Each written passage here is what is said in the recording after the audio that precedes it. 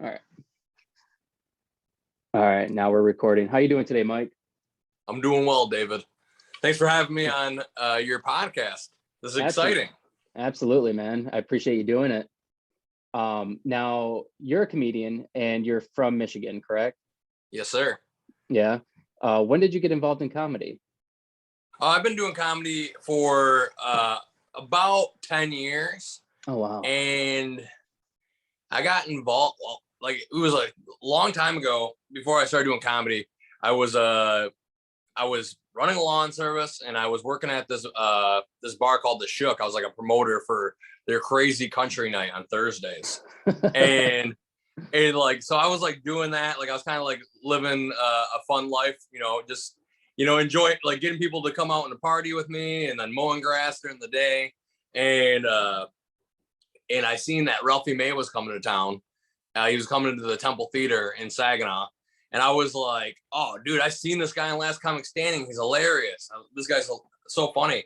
And I like looked at their Facebook page, and they didn't have anybody invited to it. And I'm like, well, this is what I do for a living, is getting people, invited to parties and stuff like that. So I hit up the promoter, and I said, hey, if you give me 4 free tickets, I'll add like 5,000 people to this event. This was like the day. This is like back in the day when you could add whole, like, Facebook used to let you invite like whole like lists, like your whole friend list. You could do like 3,000 people in like one click. Oh my gosh. And but like you had to like have like a secret little like HTML code to do it. And like it wasn't hard, but like I knew how to do it. And the guy said for sure. So I added the like 5,000 friends from like The Shook, and then my friends and everybody's friends. I got them added to the event. And the promoter for the show, who was awesome, by the way. Next thing I know, he was like, oh, well, do you want to hang up flyers? Do you want to go like hand out flyers after like hockey games and try to get people to the show? And I'm like, absolutely. And I'm like, just out here doing exactly what I do for Crazy Country Nights, but for Ralphie May. And when he comes and does the show, he's hysterical. He murders. Like, he brings down the house in Saginaw. I laugh so hard, my freaking cheeks hurt afterwards. And this is kind of crazy, because I remember there was this girl that I really liked, and she would never give me, she wasn't giving me the time of day, but she came to the Ralphie May show with me. And at the very end, Ralphie May's like, look at this guy who brought you here. He paid for these expensive tickets. He bought you dinner. He bought these expensive beers. You at least give this man a blowjob tonight. And I was like laughing my ass off. And that was the first and last time I ever hooked up with that chick. And like it became like a reality to me. Like, because when you live in Michigan or like, kind of like in Saginaw, where there's no clubs anywhere around, it doesn't feel like it's a reality to be a comedian. It feels like you have to go to LA or New York or or Chicago, and like it just became real. It became like, oh, this can happen near you, and it didn't really like it like planted the seed for me.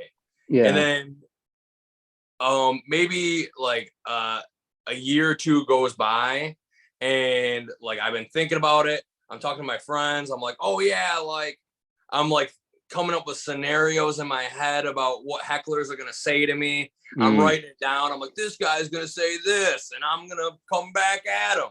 And like none of the stuff that you can ever predict. It would never, like, you can never predict what's gonna happen on stage. But in my mind, I'm like trying to figure it out, and I'm telling my friends like, I'm gonna do this. And my unfortunately, my dad passes away of a heart attack unexpectedly, and like this was like the guy who like taught me about business, taught me about life, and I didn't expect it to happen so quickly, and it with a couple other losses in my life, one of my best friends committed suicide, and then my dad passed away, and it was just like, whoa, I like had this realization that life is not guaranteed. And if I want to do something in this life, if there's something I want to do, I should just do it, because you never know. Tomorrow's not guaranteed, and you got to go for it. So when he passed away, I was like, all right, I'm going, I'm gonna do comedy, and I'm gonna go to LA. And I was really lucky. My friend Matt let me stay on his couch in North Hollywood, and I was so nervous about doing any kind of shows. Like I was there for like, 3 months. I was petrified doing open mics, but I did it. I finally got on stage, got up at the Ha Ha North Hollywood, and it was fun. And then I got a job work for Pauly Shore, interning for Pauly Shore. Holy And cow. he's coming in. He's like, I heard you're a comedian. He's like, I got to see your act. And I'm like, thinking in my head, I'm like, oh, out loud, I'm like, yeah, I'll show you. And in my head, I'm like, I got to write an act. I got to come up with something because I got nothing. I got nothing at all. And it was just like really, really crazy because all of a sudden I'm in the place where like Jim Carrey, got his United States start. You know what I mean? Like, Wow, yeah. that was like his home. Like the Comedy Store was like his home because Pauly Shore's office like right above the Comedy Store, and I'm like seeing these pictures like Ralphie May on the wall and Jim Carrey and all the legends, the Wayans brothers, and everybody that's done comedy like is on this wall, and you're like, whoa, this is I'm amongst the legends of comedy, this mecca. Unfortunately, I was still running the lawn service, so I had to go back in the summertime. I went in the winter. I came back, got into started mowing the lawns, and then I went back out the next year. And I'm like, this year I'm taking it super serious. I'm gonna get up as many times as possible. I got up, I think it was like 66 times in like 3 months. Whoa. And I'm looking at it like this is like comparatively of how many sets I could do in Michigan compared to how many sets I could do in LA. So like in Michigan, like I live in Saginaw. So if I was going to do an open mic, I'd have to go to Lansing. I'd have to go to Detroit, Grand Rapids. Those are like the main three spots you can go. And they're all an hour and a half. This episode is brought to you by Red Bike Delivery. This delivery service operates only using battery-powered, eco-friendly transportation. Red Bike Delivery is there for all your delivery needs, whether it's dinner for the family, flowers for your partner, or new houseplants for your new collection. Red Bike Delivery will gladly deliver those and everything in between. So what are you waiting for? Check out Red Bike Delivery on Facebook or Instagram for more information. Red Bike Delivery, because there's only one Earth. So if I could get to a mic, once or twice a week, like I might be doing 66 sets the whole year, Right, so I'm like, I'm right. gonna get this experience. And when I came back, I'm like, all right, I'm feeling it. I got a little bit of, some shows under my belt. I worked at the Ha Ha North Hollywood, like just like helping them do anything that they could do. Like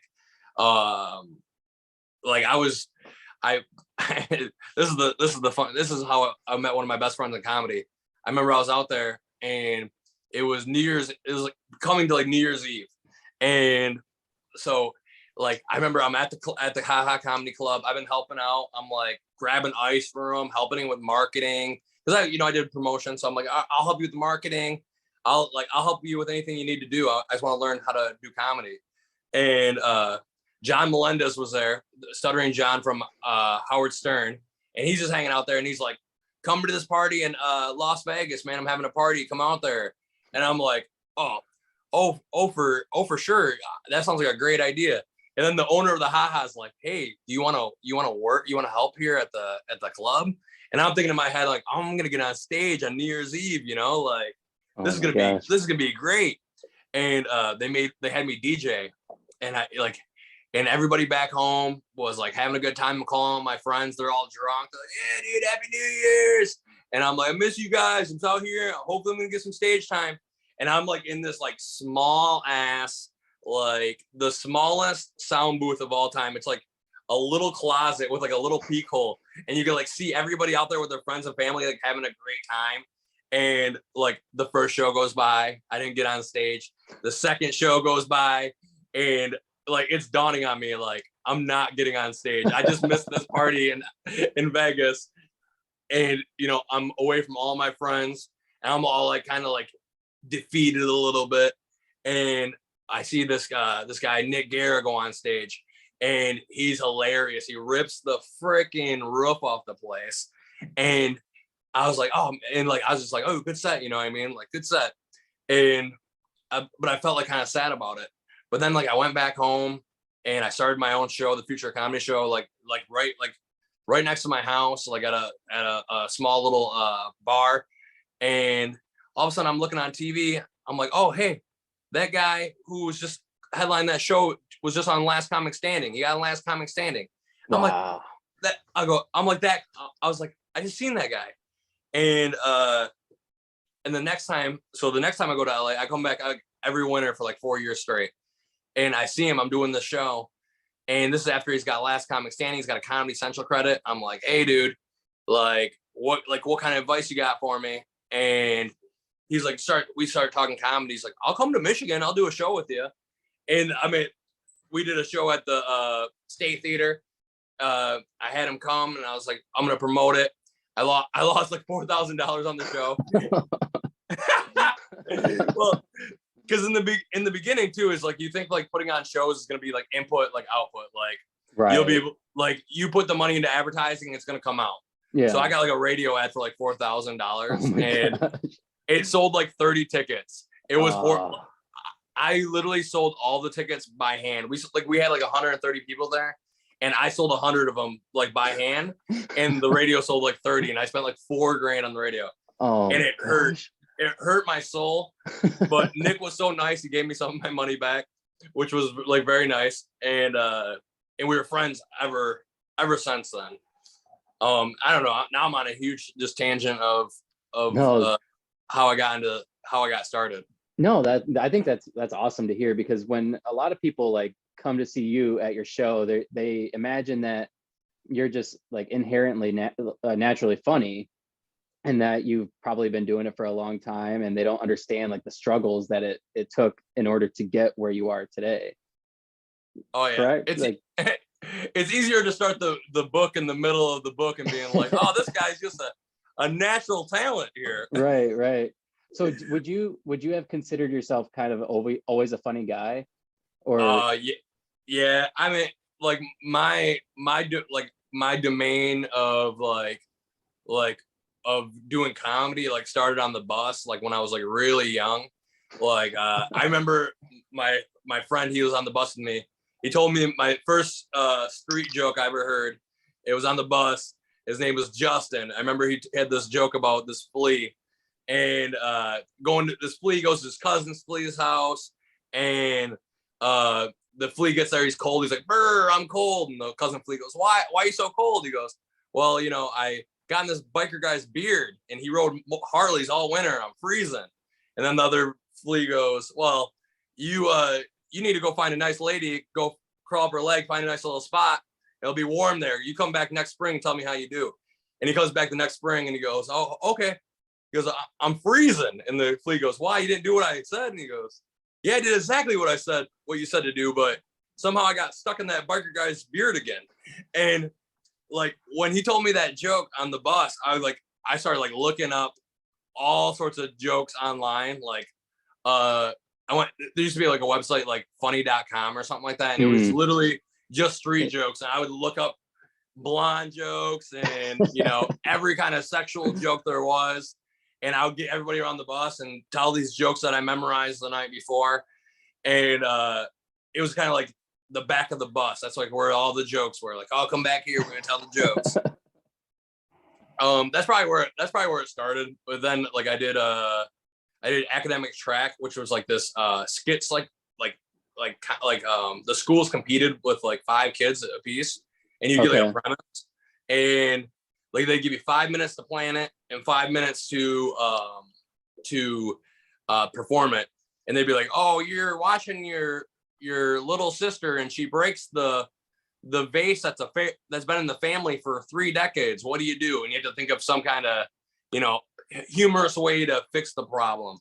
And then we did that, and my team was good. My cousins were on it. We had a lot of fun.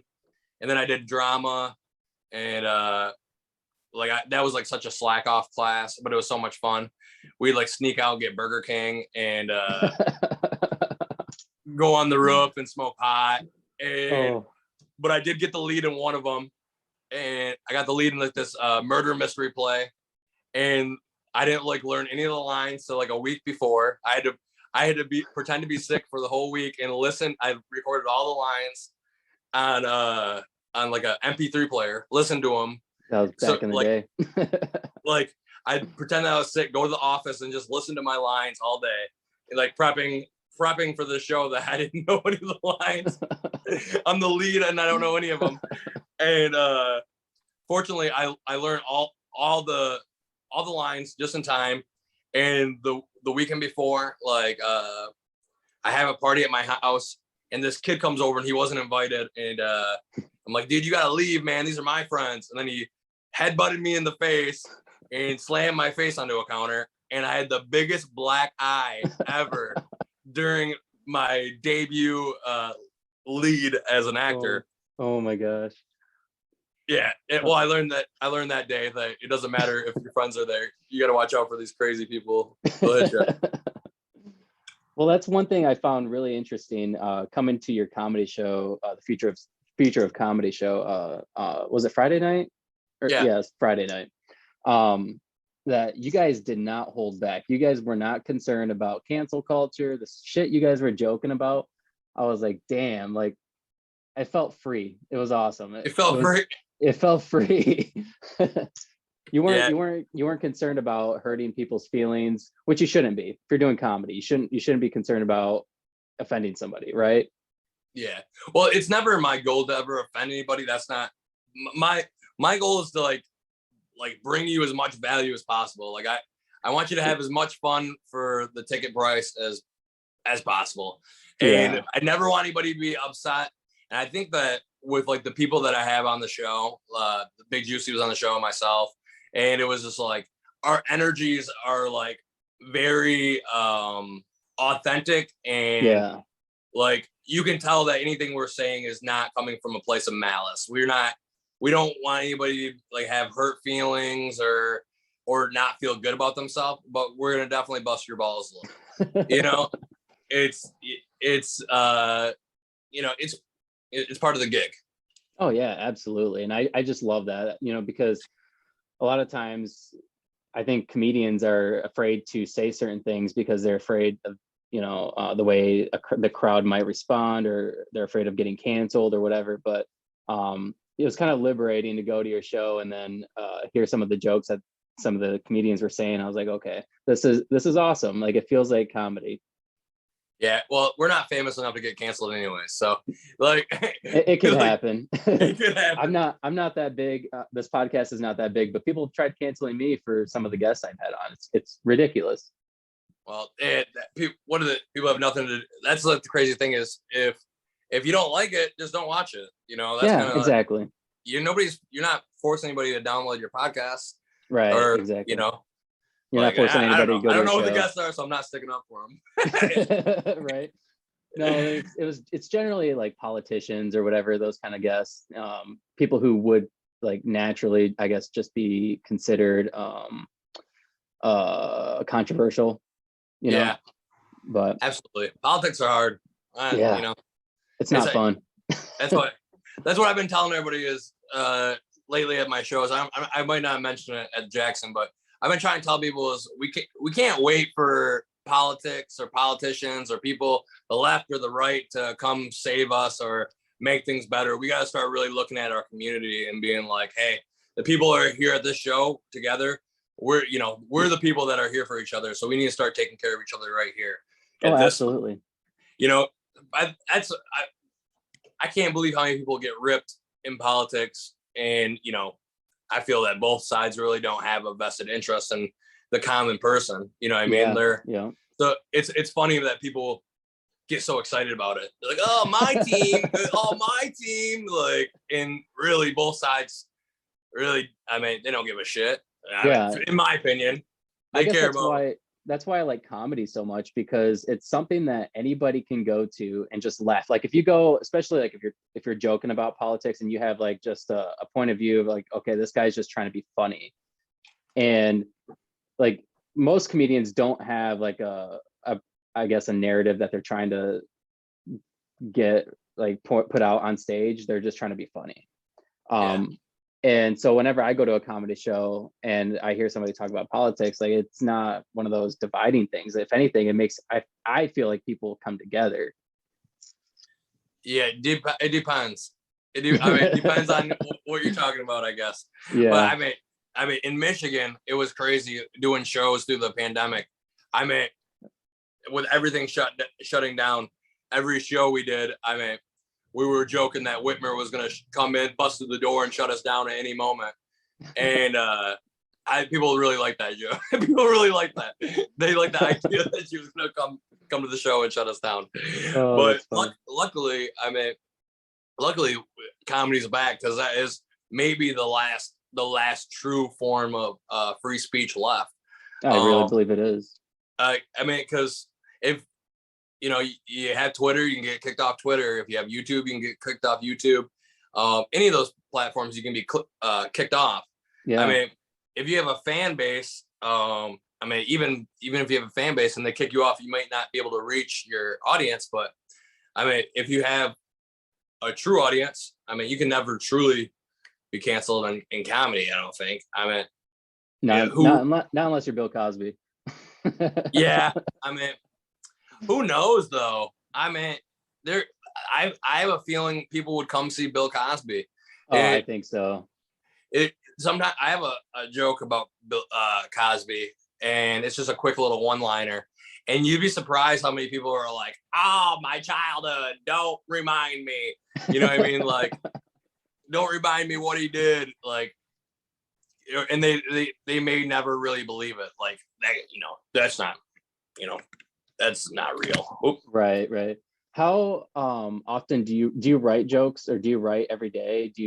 What's your process like?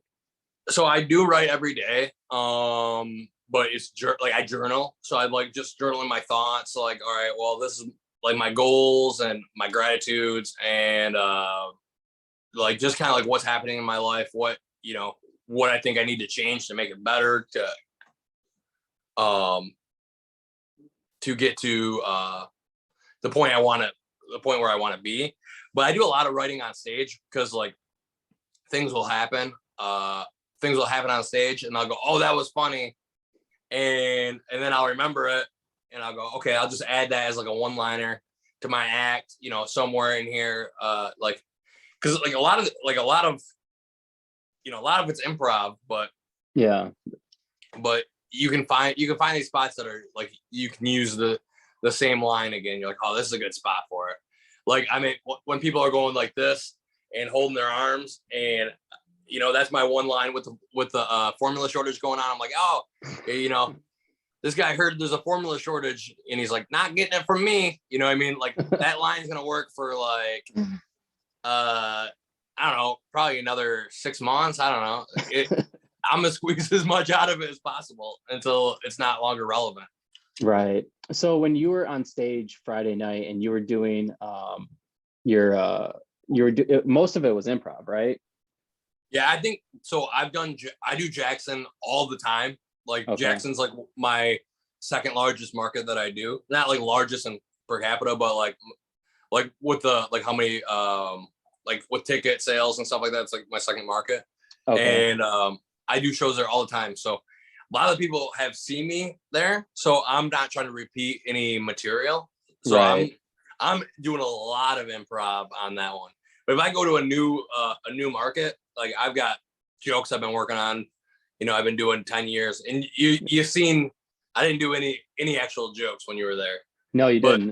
It was so if I'm going to be going to Cody, Wyoming and Billings, Montana in the beginning of August. So I'll be doing like my whole entire, you know, all my A stuff, and, you know, for people that never seen me before.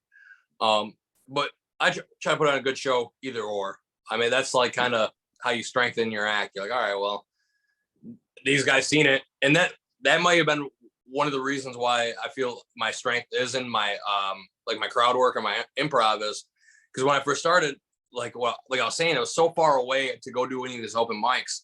But I had a show that I was doing weekly, like not even a quarter mile away from my house. So I was doing that every single Wednesday. And this is another way I felt like I got good was I was doing the same room. I was doing a show in Saginaw one day, Bay City one day, and Midland one day. So I'd have like 3 shows in a row, Tuesday, Wednesday, Thursday. And I'd bring in comics from all over the place. You know, I'd be like, hey, I got to run a shows for you.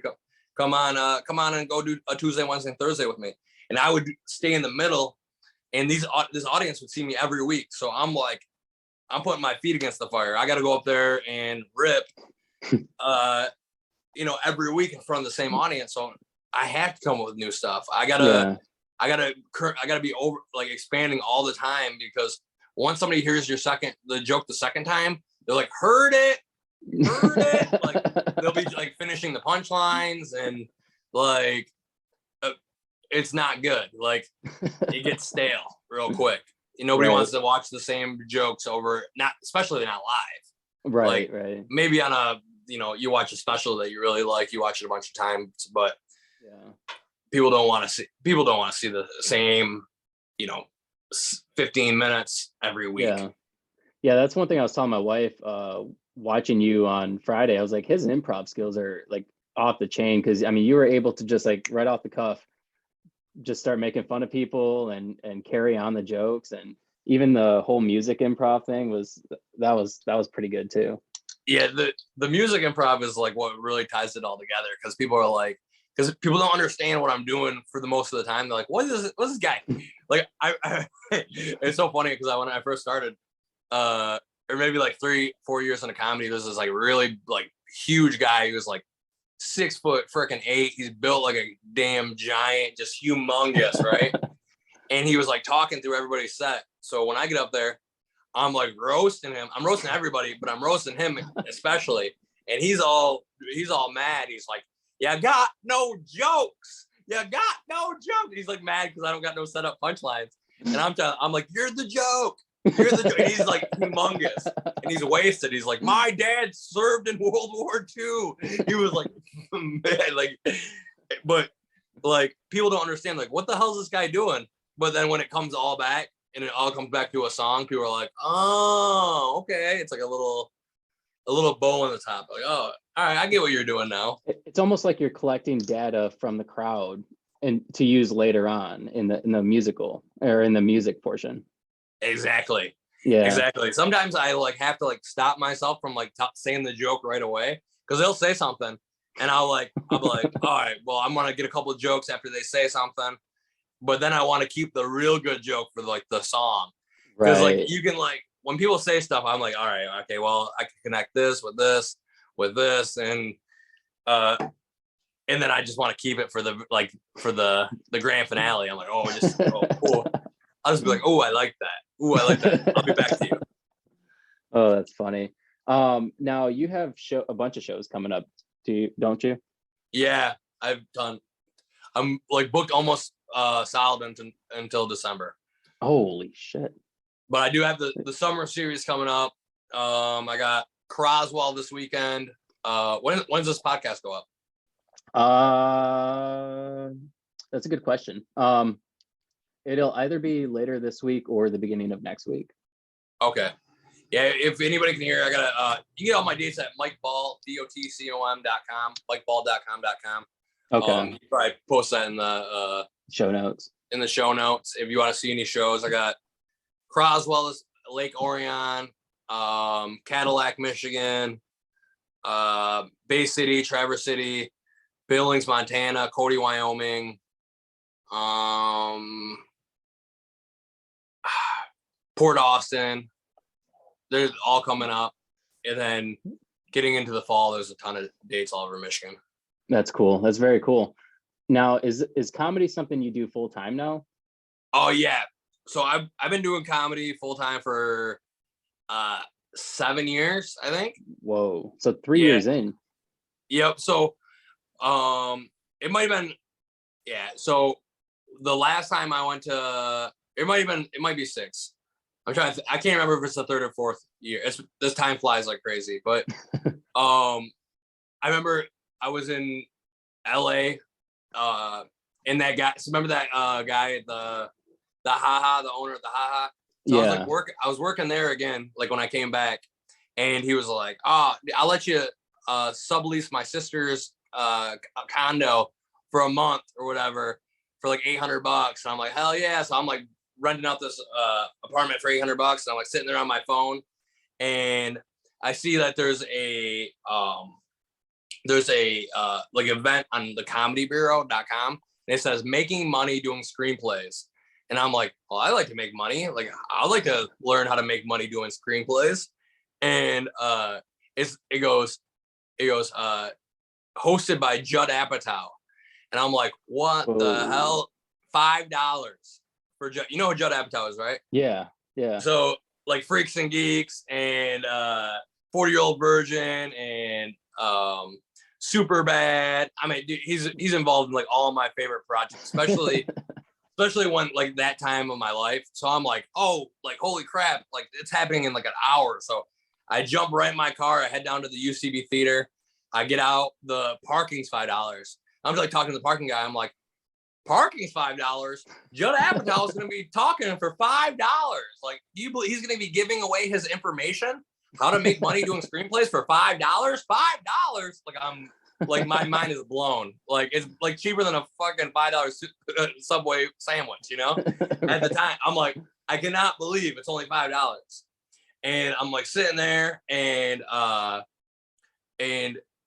like sitting in line. I'm talking to everybody. I'm just out of my mind. $5, like I can't believe it. And I like, there's a lady up in the front, and she has a clipboard, and she's like, I'm like, hey, can I get a ticket for this? And she goes, well, we're sold out, but I can put you on the wait list. And I'm like, how long is the wait list? And she's like, you're 30th on the wait list. And I'm like, oh, well, I'm like thinking, oh, this might be a tough chance to get in, you know? But I just keep up a good attitude. I go buy a book next door. I'm talking to everybody still. And all of a sudden, everybody starts going to the theater. And the first person on the list was like, I can't remember his name exactly, but we'll just say John or something. And he goes, oh, John +3. And the guy goes, I only have 2. And this was like literally one of the people. I was like, $5? I can't believe it. And I go, can I be the extra one? And he goes, yeah, can he be the extra one? And I get in against all odds. And I'm like, second row, stage left.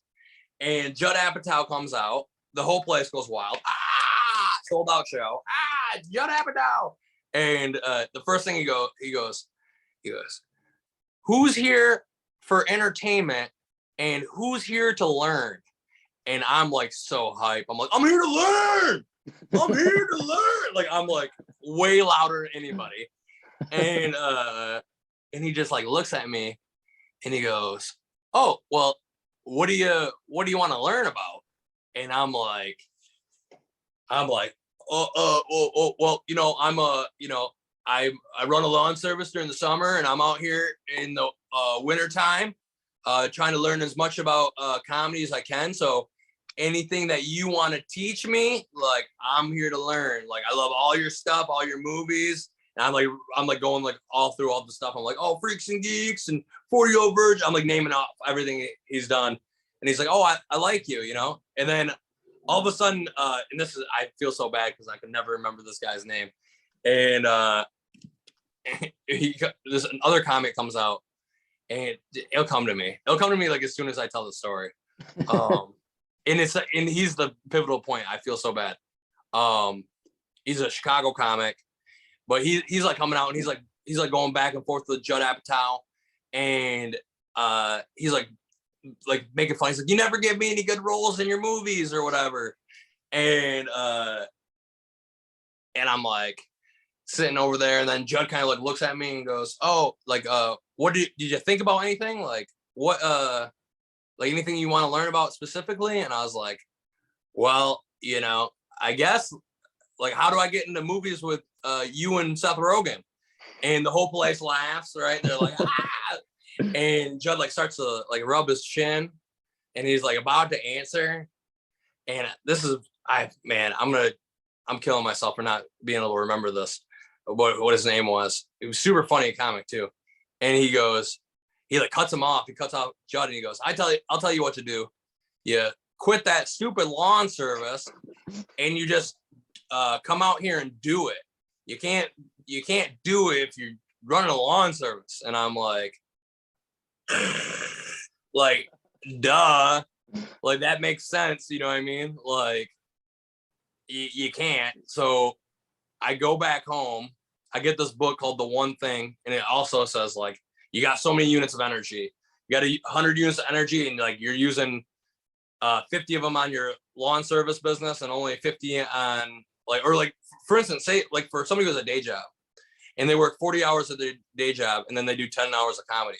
That's 80 units of energy towards somebody else's dream and only 20% towards your dream.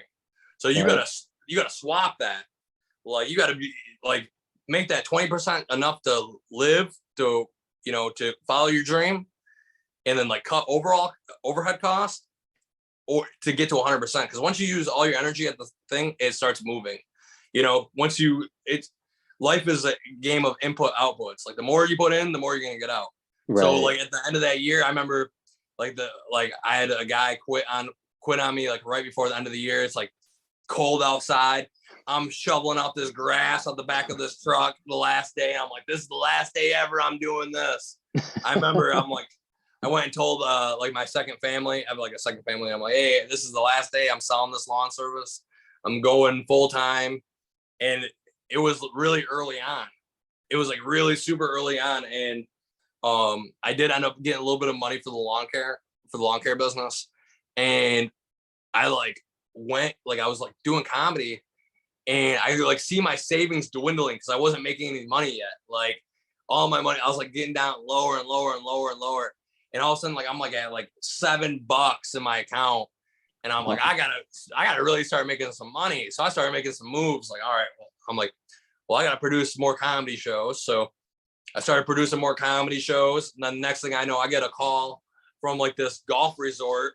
They want me to host like 9 shows for $100 a piece. I'm like jumping in my living room, like, yo, dude, I freaking got booked for $900, like for like 9 shows. It's funny. And I'm excited as all hell. I'm jumping through the living room, calling my family, like, you never believe I just got a $900, you know, gig. I mean, it's 9 shows, but like, for me, I was like, okay, here we go. We can do this. We just got to keep the overhead as low as possible. Like, no extra stuff. Like, you know, no new cars. Like, driving old. Like, I have a joke about my old Pontiac Aztek. I drove like a 05 Pontiac Aztek for, I don't know, that I got it for $1,200. And yeah, I mean, it needed a head gasket. I found out. But like, just driving, like, just keep my overhead low, like not spending any money on anything unnecessary. Like, I'm gonna keep my overhead low. I'm like, I ended up quitting drinking like 6 years ago. So like, that pretty much was like one of those like moments, like, all right, I'm gonna stop spending my money on alcohol. I'm gonna stop self-sabotaging myself with alcohol, which was a huge deal of self-sabotage with alcohol. I mean, that's a whole nother podcast. I was gonna say, what do you mean by that? Do you like, you would drink and? Well, I mean, I think like throughout like my whole life, like I was always getting in trouble with alcohol. Like, I got like MIPs, like minor in possessions. And then it was funny because that one show that I got booked for, that nine show thing, the very last one was like the grand finale. There's like 300 people there, and they were like giving me alcohol. They gave me like a $50 tab every time. Whoa. And then people would just buy you stuff because, like, oh yeah, you're the host of the show. Like, let's get this guy drunk. He'll party with us. And I got a DUI in a parking lot listening to Ted Nugent Stranglehold. And like like it was like so crazy because I was there with like, you know, a comic friend of mine and a guy that worked at the resort, and I was like pulling out to like, we're gonna go to the store to go get some more alcohol or a blunt wrap or something, and I seen a cop go by, and I said, oh, I go, look at them, I'm going back in here, he's looking for drunk drivers. So I go back in and I'm just listening to Ted Nugent laughing, watching the cop go by that way again and then back that way again. And then he comes back again and pulls in the parking lot, pulls me over. When I'm already pulled over, it was like some freaking, what's that movie with all the cops? Super Troopers. Oh, where he's okay. like, pull over. And I'm like, I'm already pulled over. And I end up getting a DUI, not like just in a parking lot. Oh my God. And I'm like, all right. So, and like now I'm going to get my license restricted. Now I'm going to have to pay all this, you know, all this money for, you know, drug testing and alcohol testing and therapy that they make you do. And then drive. And they were making me drive an hour and a half, like once a week to go get drug tested, What? like in Ionia County. So like, oh my gosh. like I was like sitting there and I'm talking to my buddy Mitch Gill, and he had quit drinking like a couple years earlier than that. And he's like, dude, you got like the formula here. Like you're a funny guy, you're hardworking. You know, if you just like focus yourself and stop, you know, self-sabotaging yourself, stop drinking, really put your energy towards your goals, it'll happen for you. And I was like, Mitch, you're right. And I felt like shit, like, because I always thought people that got DUIs were such losers. Like in my head, like if somebody got DUI, I was like, loser. Like I thought like people that got DUIs were like the biggest losers ever. So like I was funny. Like sitting in the jail cell eating a bologna sandwich, like I'm the biggest fucking loser ever.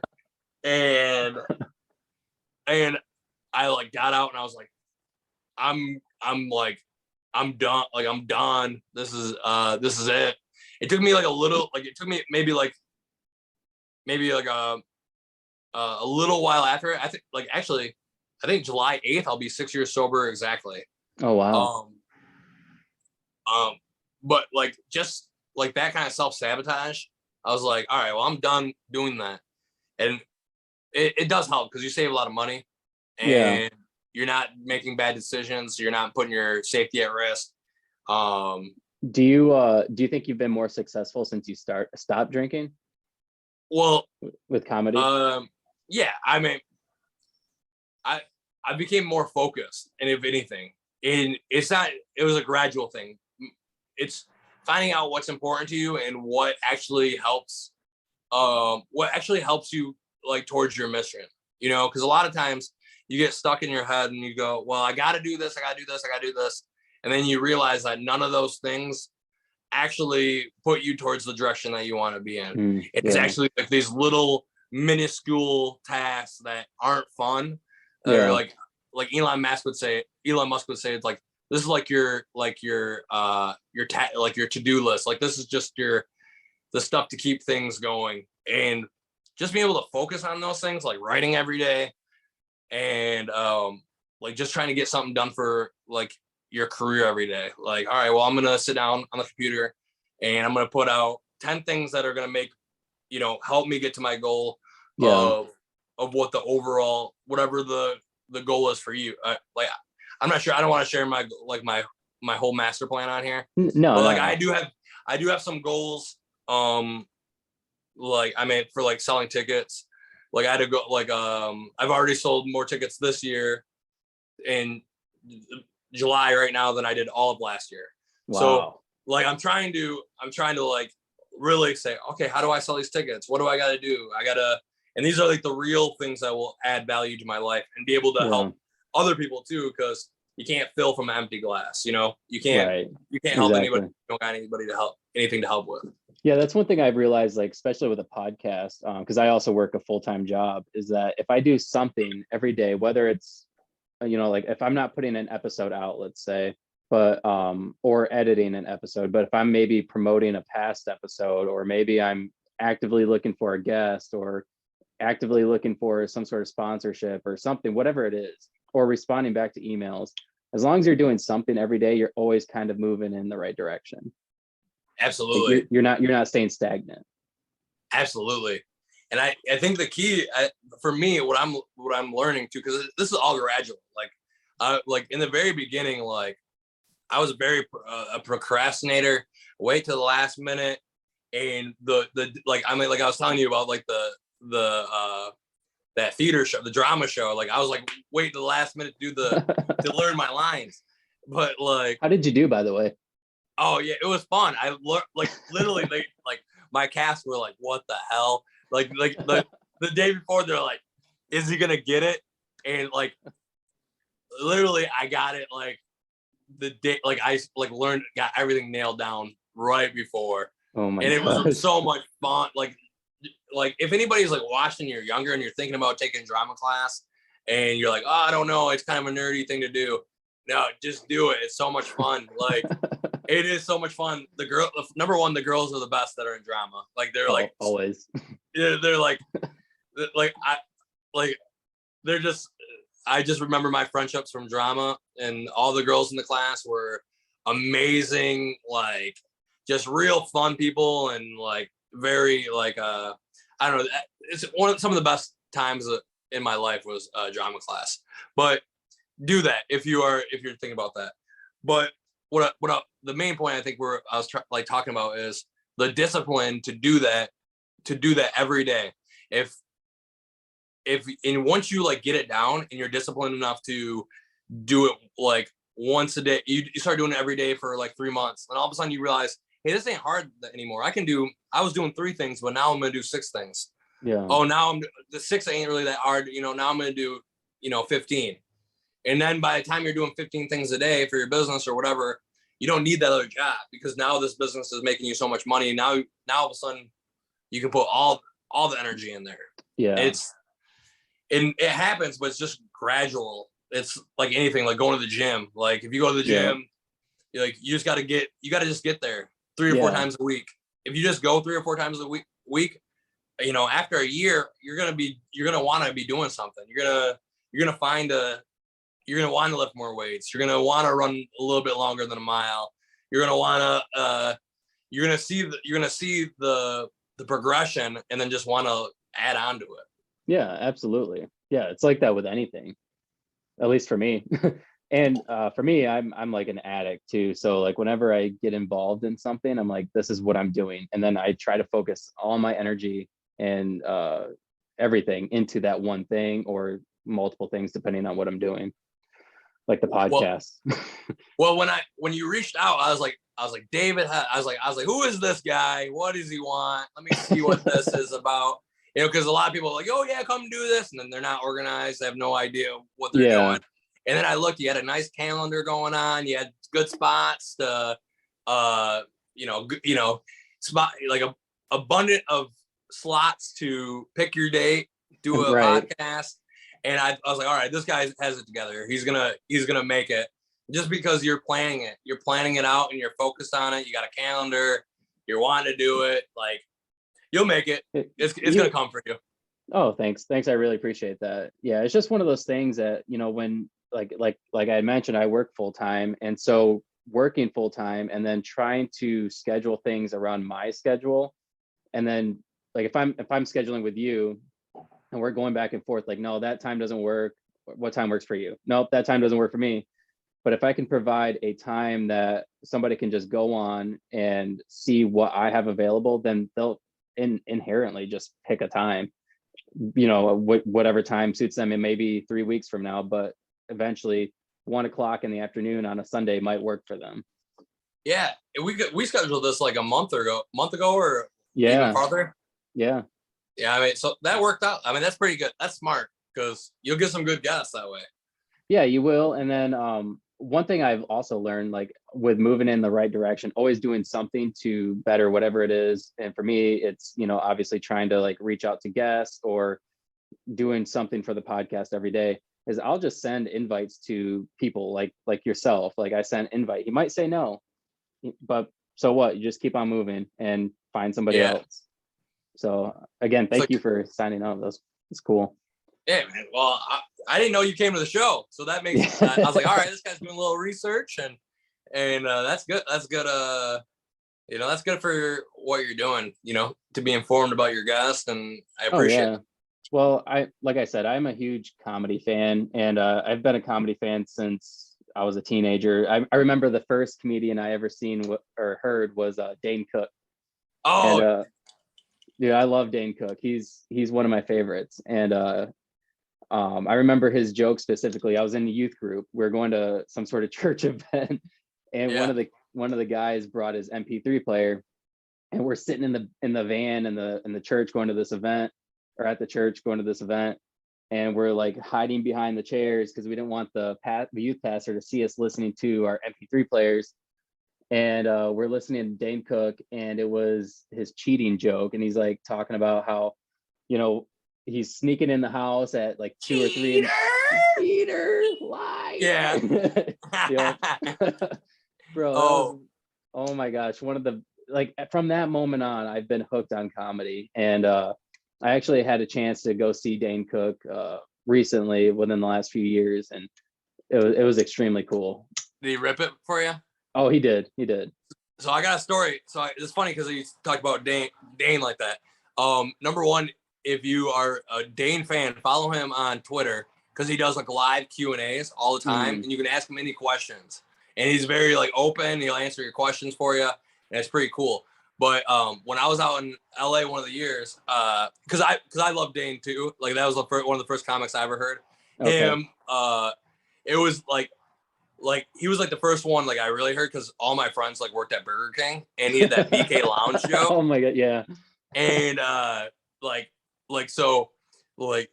he had like his brother was the manager or whatever, and he was like, oh yeah, he thought he was the king, and like so we like every single one of my friends worked at Burger King at one time. It was like a legacy.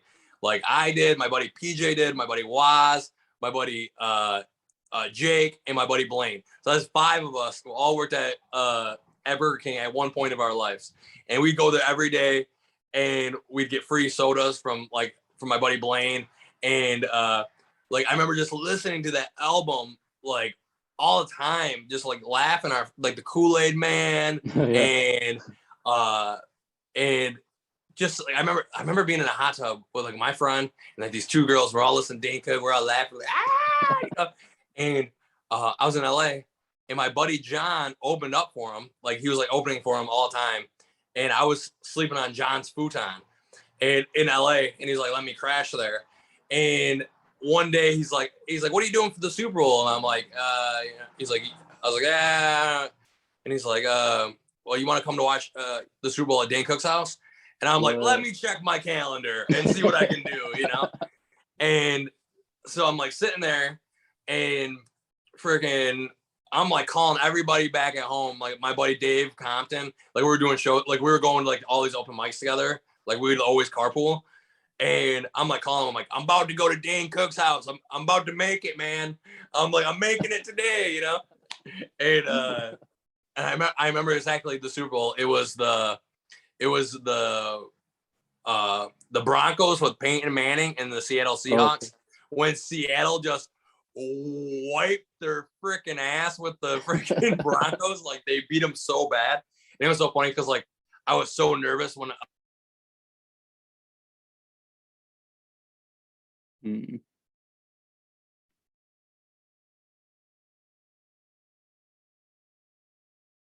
was like there with Dane. He was like, Super said was, oh, Peyton Manning's got this. Like that was my only line of the whole night. I was so nervous. And then Peyton Manning just got whooped. Oh, okay. Where did I get cut out at?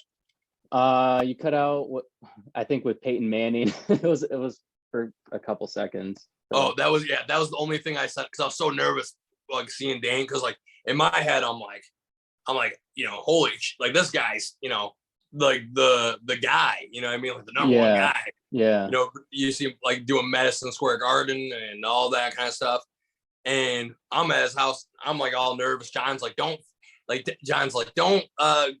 like a big fan, a fanboy or whatever, like don't be like, which like I can do. Like that's like exactly what I did when I met Pauly Shore. I was like, hey, Mr. Shore. I was like so pumped. I was like, I was like, anything you need, I got it. I'm the man. I'll do it for you. I got it done. Like, and he's like, oh, like Pauly Shore's like, hey, calm down, man. And but so the only thing I said with to Dane was, oh yeah, Peyton Manning's got this. Like, there's no way he's losing this game, and then he loses by like 40 points or something. I was like, oh, what an idiot! I was definitely got that wrong. Oh, but that was like one of the coolest moments, because like Dane lives like in this like house like up in the hills, and like you like walk up and you look, you can see like the whole city, and it's beautiful. Wow. It's beautiful, and you're like, wow, like this is like what comedy could be. Yeah, you know, that's what could get. That's what it could get you. And it was just cool to meet like one of the people that introduced you into comedy. It was like he was like one of the first people I ever heard.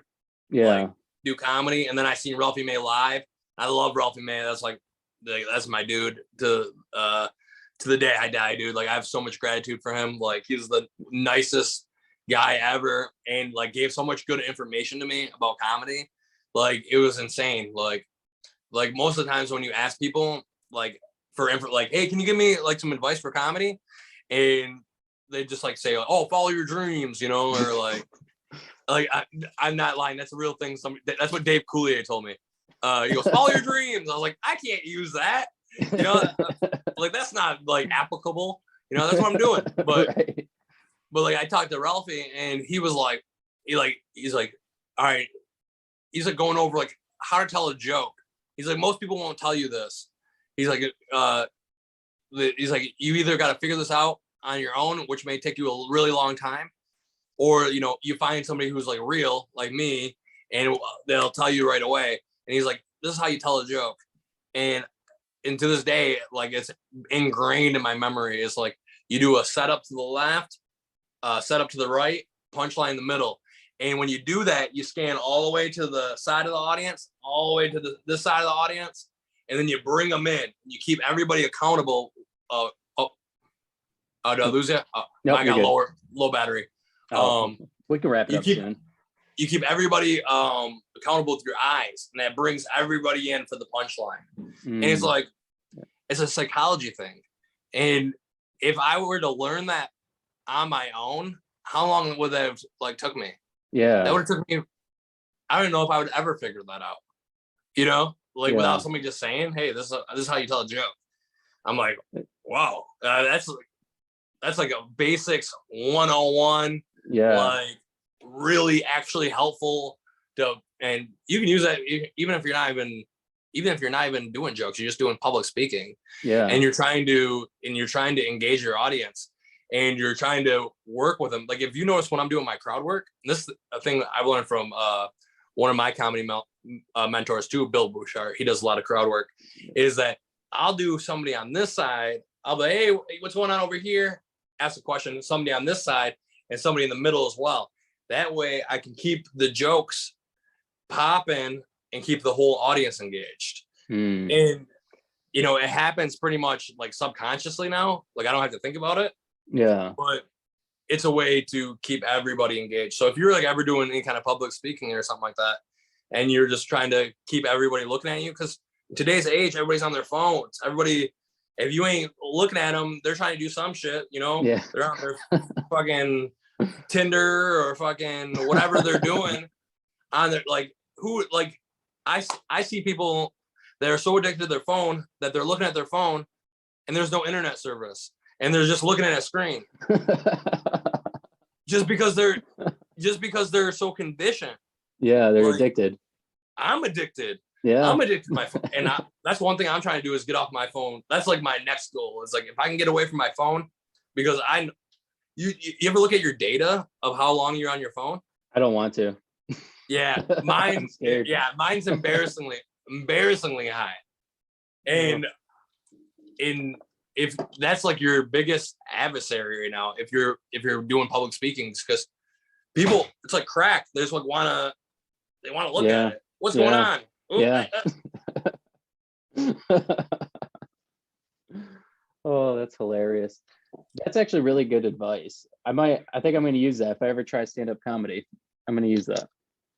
Yeah, definitely. Yeah. Definitely use it. And if you're doing any kind of speech, you're like the best man at a wedding, or if you have to go to, say something for town hall, or Right. or you're pitching an idea to, maybe you got like a group, like maybe you got like a sponsor that you're trying to go, and you're sitting there and you're trying to engage the whole team, keep them accountable, look at them. Right. It works. It does. It's kind of wild. It's like That's cool. That's interesting. I didn't realize that. But now that you mentioned that, like going to comedy shows and seeing the way comedians engage the crowd, they do that. Yeah, especially been doing it for a while. You want to keep everybody. Yeah, right. You're like the ringleader at the circus, and if you don't run it good, things can get amok. People can go crazy. Well, Mike, this has been fun. I think we've been going for about an hour. I feel like I could listen to you talk all day. You have a great personality. You're hilarious. You're funny. You're just like naturally funny. Thanks. Yeah, and if you're ever in the Lansing area, let me know. I'll have you on the podcast in person. That'd be sweet. Yeah. And maybe we can get together and maybe get some food or something. Yeah, absolutely. I got some friends down in Lansing, so hopefully I'll get some get a show going on there, and maybe pop on down and do a podcast and do another one, because I'll definitely do this again. There's a lot, I really appreciate the professionalism and in your interest in the genre of comedy.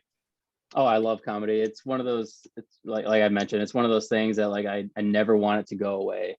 And I've actually interviewed a couple other comedians here locally. I'm not sure if you know who they are. But Pat Severe, how do you say his name? Yeah, we started together. Oh, really? Yeah, we were doing the open mic at Lansing Connections a long time ago. Him and I were in a Dorito, like we were trying to like win a Doritos competition, like for the Super Lad. And I remember like it was shot at the Comedy Connections, and like I had like this girlfriend or whatever in the skit, and like I was like supposed to be kind of like being a douchebag, like that was like my character. And they're like, here, this is what you're getting cast as.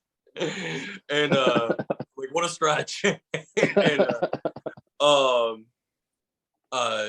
his character was like kind of like a nerdy guy, and he's like eating Doritos, and he's like getting like crazy with it. He's got like these like Dorito like paw prints, and like I got my girl there, and I'm like just kind of like looking at him weird, and then like she gets up and she's like this big fat ass, and she's got like Dorito prints on her ass from his hand, and like I don't know, like it's a joke on me, you know what I mean? Like the guy's getting Doritos, squeezing my girlfriend's ass, but we didn't win, but it was like fun to do, it was that's cool. It was a fun old memory with him. But like all those guys in Lansing, back in the day, I used to be in Lansing all the time doing open mics. The Green Door used to have an open mic. Okay. I did the Max open mic like a couple times. But the Green Door, I was at a lot, and then Connections when they were open. Like that, that's the fun. That's like almost heartbreaking losing Connections, because it was such a nice club, and the manager Tina, bless her heart, she was the best lady ever. She was always so welcoming, and gave me a place to perform comedy there, and it was like really a really special time, because in the beginning comedy, it's like it's really, really like just, it's so new. It's like being at Christmas for the first time, like the magic of it. You're like, what's gonna happen? You're like, what's the night gonna be like? And when you're first starting, like you're like, is there gonna be an audience there? And if there is an audience, you're like super pumped. You're like, oh, we're gonna rip this audience. And then like when you first start, like half the people aren't good, they're like just starting out, but it was like such a camaraderie, like, oh, we're all gonna hang out, we're gonna do this show. I mean, I don't know how many times, I went with my pals. We'd go to an open mic 2 hours away, 3 hours. We'd go to Ohio for an open mic. I remember driving 7 hours to the San Jose Improv for 4 minutes. Oh my gosh. with John Campanelli. John, he was on the show, and he's like, "You wanna come do the show and split gas with me? I'll get you on. I'll get you like 5 minutes." And I get there, and they're like 4 minutes. That's all you get. And I was like so brand new. I was like not even, I was like a baby in comedy, but I had my little jokes written on my hand. They went good. They went good. I got some laughs. People liked me. For the 4 minutes that I had. That's awesome. But that's what, the beginning of comedy is always it's like the most magical time. I mean, because it's so adventurous. Yeah. And then kind of like as you go on, it's still like really fun. It's still adventure, but it's more of a business. Like you're like, all right, well, I gotta, put my head down. I gotta, hit these goals. You're not getting drunk no more. I think that's maybe like another part was like pretty fun. Oh yeah, absolutely. Especially with comedy, when you're drinking, like there's been a couple comedy clubs or shows that I've gone to where you don't drink alcohol, like they don't serve it there, and it loses something. The comedy show really does. Did you die? Your phone die? Oh no. Okay. No. Hang on a second. Okay. My buddy Jason Allen was calling me. He's coming on. So Jason Allen's coming on a whole. Man, he's so funny. He's one of the funniest Canadians out there. He's coming on a whole tour with me. He's doing like a whole month on the road with me. He's going. Oh, very cool. Coming from Canada, we're gonna go see Metallica at Lollapalooza, which is like his favorite thing, dude. He's got this big ass beard, and that's a funny thing I do. Like when I'm on the road with Jason, is like I'll just fuck with him. I'll like do like bands that everybody's heard of. I'll be like, Metallica. Have you ever heard of them? I'm like, you got Metallica up in Canada or what? And like I'll like do that like with every single band that's like on the radio. I'm like, you heard these guys? They're like famous. But that we're doing like he's on like a whole month worth of shows with me. So he's probably calling to see what's going on with that. That's cool. But yeah, I'm sorry, I'm on a tangent now. Where were we? No, you're good. I was just saying that when you're not able to drink at a comedy show, it almost loses something. Like, whenever I've gone to a comedy show and you can't drink, it's like, okay, it's funny, it's comedy, but there's almost something that the alcohol brings out. Like, it loosens you up. Yeah, well, I love when the crowd's drunk. Like that makes my job a lot easier because they're looking to have a good time and they're about to have fun. Yeah, like. That's good for them. I think the crowd should stay drunk and the comedians need to keep their head going. Yeah, I am for sure. Because I've had some real fun shows where people are just like drunk and they're just looking to have a good time. And that's the audience I like, is the people who are like, hey, let's just go have a good time. If the comedian's great, that's awesome. But no matter what, we're gonna have a good time. Yeah. And those end up being like the best shows compared to the people who are like, well, let's see what this guy's got. You know what I mean? Like sitting there with a monocle or something, like they're America's Got Talent. Yeah. They're like trying to judge you. Oh, let's see. Not too bad, I would say, young feller. I mean, that's almost like anything. If they're coming to have a good time, that's what I feel like my audience and my fans, the people that come out and see me, they're there for a good time. Like they know what they're gonna getting themselves into. They're there to laugh. They're there to have fun. Man, yeah. Just other like a couple shows. Like I was doing a show in Waterford. I got one guy get on stage, take his shirt off, and dance. And then one guy, there was a top hat. I gave him a top hat and a cane. He was dancing like he was the Monopoly man. Like literally, like those are the that's what makes it like fun. Like.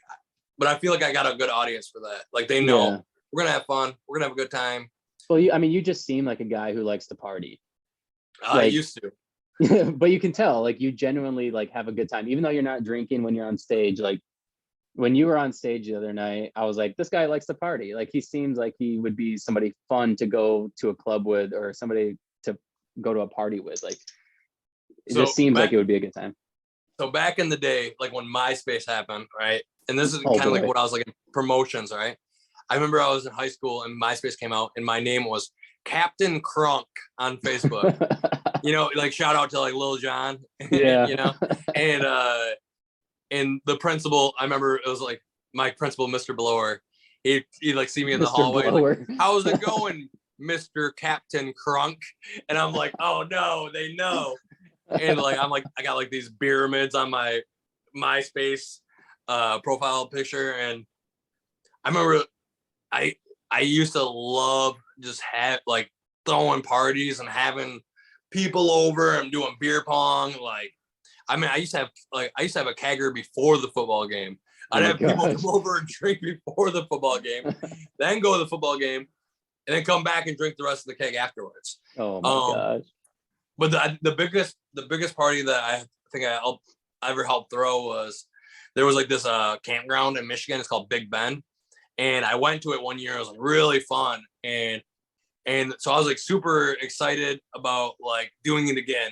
So I like started a Facebook event, and I did the same thing I did for like Ralphie May, but for this campground. I rented this big space. They gave me a flat rate, and I said, hey, just have everybody pay $8 a day at the door, and I'm supposed to get this extra money back, like over the fee. But like the whole the thing went viral.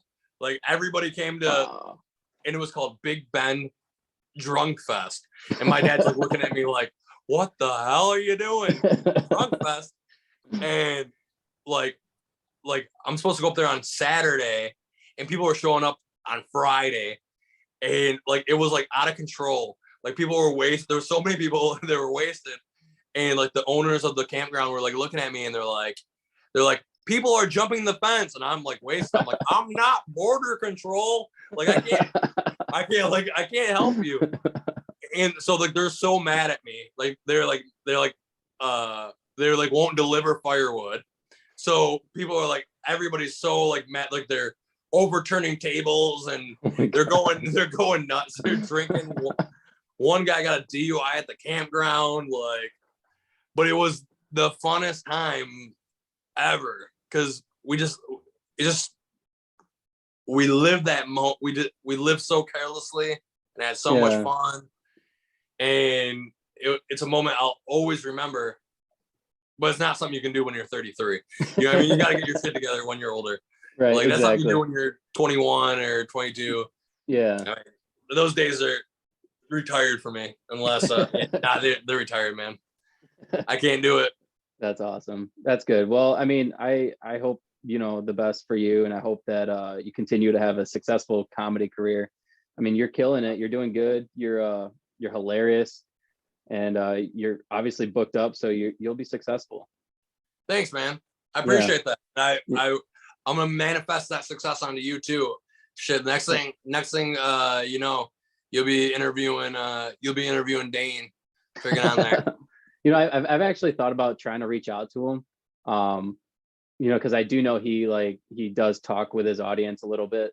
So yeah. I thought about it, but then I'm like, that's one of those things that might be.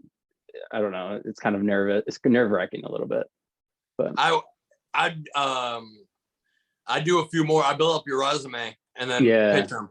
You know what I mean? Keep building up the ladder.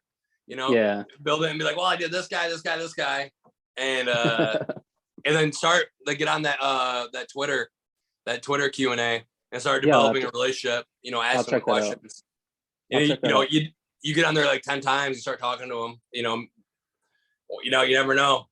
I mean, because he likes helping out people, and he I just listened to him talk on there, and he was talking about something I haven't really thought about in a while, about like how he's doing his comedy. He's doing his comedy in like 3 acts, like a play.